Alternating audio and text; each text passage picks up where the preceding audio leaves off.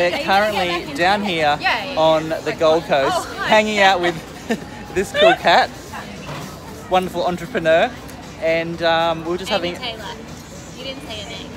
Amy Taylor, there you go. Been known by many things, and Amy Taylor's not usually what Luke calls me, but... Anyway, but we're having a great chat, and we thought we'd just bring you into this chat. So hold on a second. So can you share for everyone watching this video a little bit about your journey into online business? I know, sorry, I hope that you can hear us over this noise. But your journey into online business, how long you've been doing it, and what reasons you think other people should do online business as well.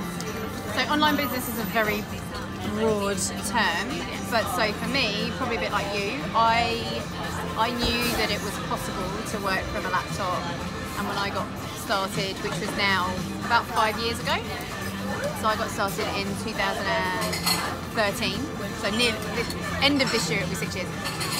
And I didn't know where to start, and I knew that it was possible, and I'd done a lot of travelling, and I'd seen these people with their laptops and thought, I don't know what they're doing, but I want to do it. And it was primarily just so I could travel. And because you were working on cruise ships. Yeah, so I'd had the corporate sales job, which I've been in and out of, and I'd got a job on cruise ships thinking that's got to be the dream. Yeah. But ultimately it's still a job, and I was still restricted by my holidays and my contracts, and I still I couldn't just get off the ship when I wanted to. It was still a job. So I'd missed a load of weddings, I'd missed a load of family functions and stuff, so yeah, that was not quite the dream that I thought it was still great, but it wasn't quite the level of freedom I was looking for. Yeah. So I got started like you did with the affiliate marketing model, because it was, the more I learned about it, the more I realised that it was the most leverage in terms of I could learn one thing at a time without having to like have my own product, or I could write about things that, or I could create content around things that I was interested in.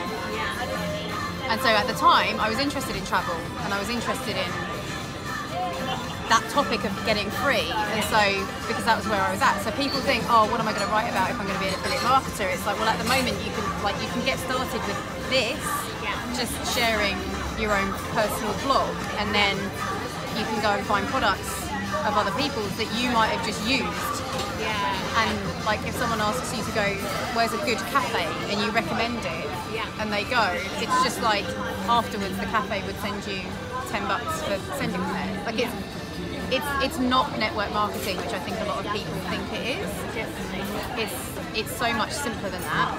And the biggest thing I've got from it is realising that it's not necessarily something that I'm like passionate about, but by just pursuing something, you have to grow, you have to learn, you have to, I don't know, pick up new skills.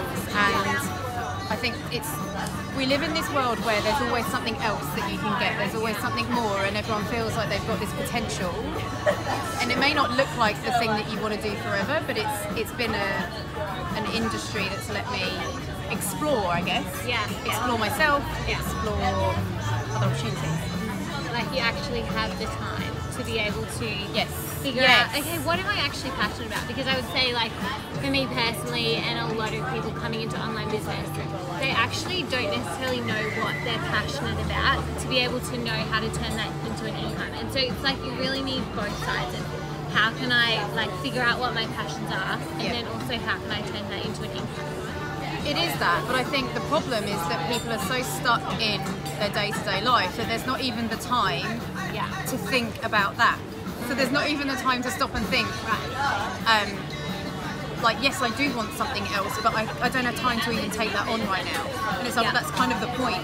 You need to make, it will be harder to start with, to fit something else in, but by pursuing something, it's for you, for want of a better word, it's selfish, but it means that at least you're putting effort into something that is for you, and that alone got me passionate. So then it was just like, okay, so what's next is to make it work. And then once it works, I can quit my job. And then once I quit my job, I was kind of bored. And so now I've got this time and space to discover, well, what am I interested in? And it's so cliche, but it is a journey, and people just need to understand that. But if you're stuck in a situation you don't like, you just got to start something. Yeah. And then we hear this analogy of the steps, like you take one step and then the clouds part a bit and you've got 3 more steps. But not enough people take that first step. And when you take that first step, just trust that more steps will reveal themselves. Yeah.